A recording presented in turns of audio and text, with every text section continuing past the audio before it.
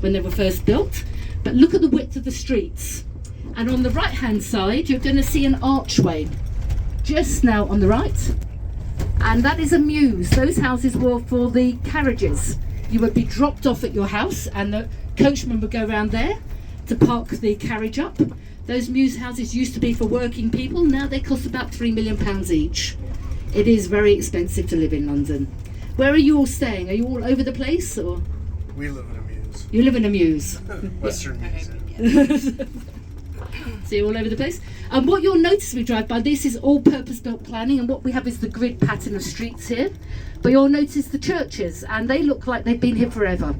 They haven't. They were built at exactly the same time as the streets, but they use an older architectural style, Gothic, to give them a permanence that actually the area doesn't really have, because this was market gardening. This was for growing flowers in the early 1800s. But it's fascinating. So Heathrow, where you came in from, I'm sure you came into Heathrow, is over to the right-hand side. You would have come down this way. This is Gloucester Road, the closest underground station to Taylor House. But some of you may be coming from the other side of the park and walking through. We're going to loop round and come back here today, so we'll do a nice loop round. We are going to get off at a couple of places, and because it's a sunny day and the daffodils are starting to come out, we're going to walk through the prettiest park in London, St James's Park, later on. So we're going to do a nice tour with a little bit of walking as well, to keep you awake, because I know you arrived yesterday. So that's important. Please, if you have any questions, do feel free to ask. If I don't know the answer, I say I don't know. But we know quite a lot as guides. We all had to do 2 years training, and Michael was one of the people who helped train us, driving around the coach. We did our coach practicing. So we've worked together for a long time now. So as we turn the corner, and you'll notice the buildings here have this white colouring to them. You can see another mews just on the right hand side. See the car just coming up Stanhope Mews. So that once this was for all the coaches. It's a bit like a multi-storey car park, but level. But what you're looking at is plasterwork, because the fashion was for stone, and London is built on clay, so we don't have stone. So what this is plasterwork called stucco. So it's pretend. That's what your parents are going to say. Is it? Did you see Double that? tree. Yeah. And we're coming into an area of London known as Albertopolis. Albert was the husband of Queen Victoria. We're talking 1837. Queen Victoria comes to the throne. Can we pull up just in front of the entranceway to the museum? Yeah, just stop there briefly. That's great. And Prince Albert, if you're the husband of a monarch, you don't have a great deal to do, aka Prince Philip, other than swear and not be seen in public, basically. But what you don't have much to do. But he was really interested in science, technology, and education. And he worked with a man called Henry Cole, who was really the brains behind everything, at getting together the world's first expo, the Great Exhibition, 1851. And that was in Hyde Park. We're going to see where that was later on when we come to the end of our tour as we look back. And it made £144,000, which in the 1850s was a fortune. And that money went into this area, which is our museum district. Have a look on the left-hand side. This is the Natural History Museum. I think it's one of the prettiest buildings in London. It is covered in animals. Look to the roof. Can you see the saber-toothed tigers? And underneath the windows, there's snakes and reptiles. This is where we keep our dinosaurs. If you've seen the film Paddington, this is also where they tried to stuff him. If you haven't seen the film, watch the film. It's very good. So we have all the different animals. It's by the artist Waterhouse. Our museums are free to go in. They're generally open from 10 o'clock till 5 o'clock. Avoid weekends if possible, because particularly this week we have half term, so the schools are out, so they will be very busy. But you've got the dinosaurs inside. Can we go a bit further forward just to put that? We're just going to have a look at the entranceway, which is the most magnificent Romanesque door. This is the queues to go in. The thing that takes the time is actually security getting in, so you just queue to go in. Have a look at that amazing door there. We call this a museum to nature. It's also where we have the Darwin collection, and we also have a collection of diamonds, all the different diamonds, type of diamonds in the world, and they shine ultraviolet lights on them every so often. They come out different colours, so worth going in to have a look. As I say, you can pop in 5-10 minutes and come back. It is even more elaborate inside. It looks a bit like Hogwarts from Harry Potter. Thanks, Michael. So we'll just go on. So the closest tube to here is South Kensington. That's the tube for the museums. Have you been on the tube much yet? Some people have. Morning. This one, yeah. That's how we travel. We do not drive in London. You're mad to drive in London. The tube is how we all travel. We're very proud of it. It's nice and clean, and the staff are incredibly friendly. So please do ask the staff if you have issues. So you can see, yes, the entrance museum. All the animals on the far side of the building are still living, and the ones on this side are extinct. All the decoration. You can also see the decoration on the columns. It's just inside, there's covered with monkeys climbing around everywhere, and each one has a different face. So really well worth going to. But yes, apart from one animal which they subsequently found on this side, they're redoing the gardens. Just here, we used to have our open air ice skating here for winter, but then it got too hot and we couldn't keep the ice frozen. It was a bit of a disaster. On the right hand side, South Kensington Tube Station, just down in this area, but the Science Museum, Exhibition Row, and also the Victoria and Albert. And again, can we just stop briefly? So we can see the Victoria and Albert Museum. This is decorative arts. It is my favourite museum in London. It is, you can walk through of British history. They have complete rooms taken out of houses inside. They also have the most amazing jewellery collection, the National Theatre Collection. If anyone's interested in theatre, we have the theatre collection in here. You pay for special exhibitions, but otherwise free to go to. And on Friday nights they have late night jazz, if you're interested in that. So lovely to go to. Thanks, Michael. And again, the lovely entrance. We can see Albert standing over the front, and above him Queen Victoria. So the this is the modern facade, 1901. Behind we have the old facade, which is even more decorated, because the building itself was supposed to educate you in arts as well as the contents. All people out and about today, waiting for a bus. On the left-hand side, the church you're going to see is the second most important Catholic church in the country. This is Brompton Oratory. Cardinal Newman, now Saint Newman, was the one who founded this. We had a long period of time where Catholics weren't allowed to practice openly. So 1832, the Catholic Reform Acts. But this was also, during the 1950s, a Soviet spy drop-off place. They used to come and leave the secrets behind some of the chairs. It's allegedly no longer that. I think they've moved to more sophisticated methods now than just sticking envelopes behind chairs. But yeah, so inside it's amazingly decorated. And again, you can just go in and have a look. They're quite happy for you to go in. If there's a service on, please be respectful of the service.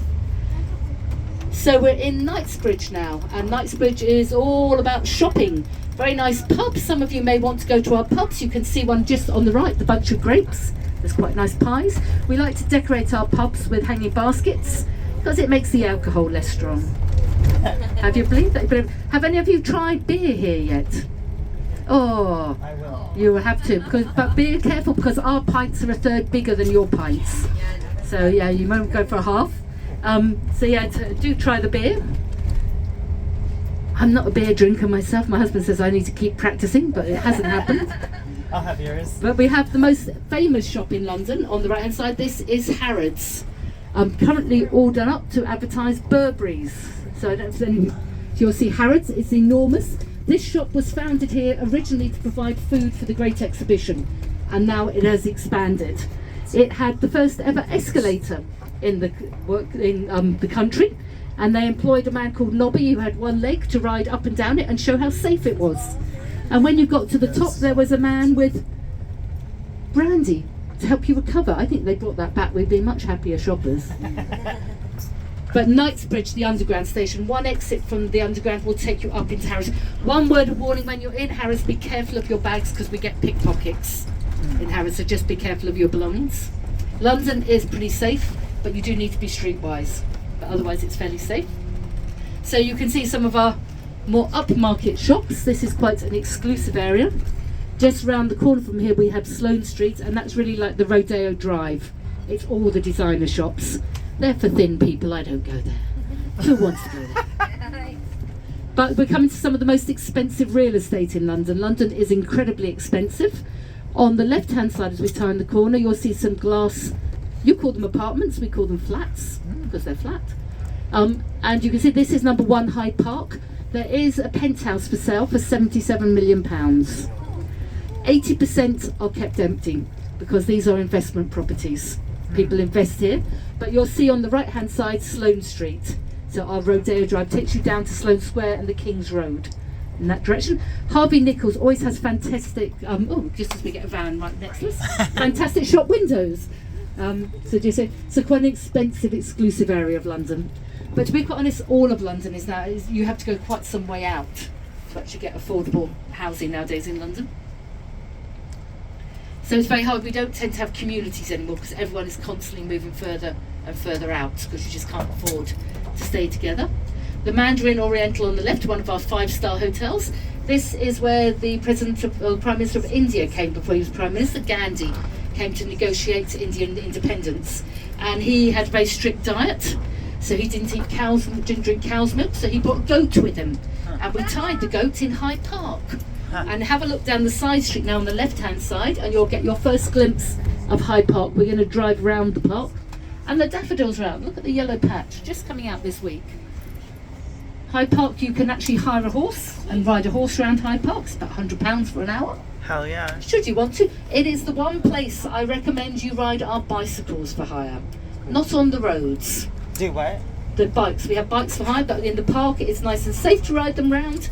Our roads, I really wouldn't suggest it. You do want to go home alive. You really have to know which way the traffic comes. We take no prisoners on our roads. We drive on our brakes in London, don't we, Michael? Yep. So on the left-hand side, a bigger view of Hyde Park. So this is one of the royal parks. This was the hunting grounds of Henry VIII, that man who liked a wedding, the king with 6 wives. You can see the lovely rose garden here. It has the lake, the Serpentine, a boating lake. You can actually swim in the Serpentine. It's open air swimming. There are several places in London for open air swimming, should you be a fan. Also the ponds on Hampstead Heath, open air swimming. It's cold. So lovely, you can see the riding track. And Hyde Park, this is where we have Winter Wonderland, a big Christmas fair. But we're now at Hyde Park Corner. And Hyde Park Corner is now a large roundabout for traffic. But it was laid out in honour of what we like to do, celebrate defeating the French. We defeated the French in the Napoleonic Wars. So this was laid out in honour of the Duke of Wellington, the man who fought them on land. Trafalgar Square was laid out in honour of Nelson, who fought them at sea. So we do like to celebrate that. You're going to see the lovely arch in a minute, the Wellington Arch. And on top of that arch, we have a chariot. And it's driven by the horses of war and the god of peace, which reflect the 2 sides of the Duke of Wellington's character. You'll also be able to see him sitting on his favourite horse, Copenhagen, the only horse to ever have a state funeral. Wow. He loved his. We do love our animals in this country. You'll discover that. How many of you have animals at home? How many of you are missing your animals? That's the thing everyone misses. We have free-range dogs here. You'll find dogs in the park. Cats are more cagey. They don't come out and play with you. But there we have the Wellington Arch, Hyde Park Corner, the Duke of Wellington, and on the left-hand side, this brown house is the home of the current Duke of Wellington. We built this house for him. It's known as Number 1 London Apsley House. On the far side of Hyde Park is the gardens of Buckingham Palace. We're going to come back to the palace later on. But we're turning down Park Lane. Park Lane, the main way out to the north of England from London. It's one of the few due carriageways, and you'll get a glimpse of our homelessness issues. You'll see some tents camped here.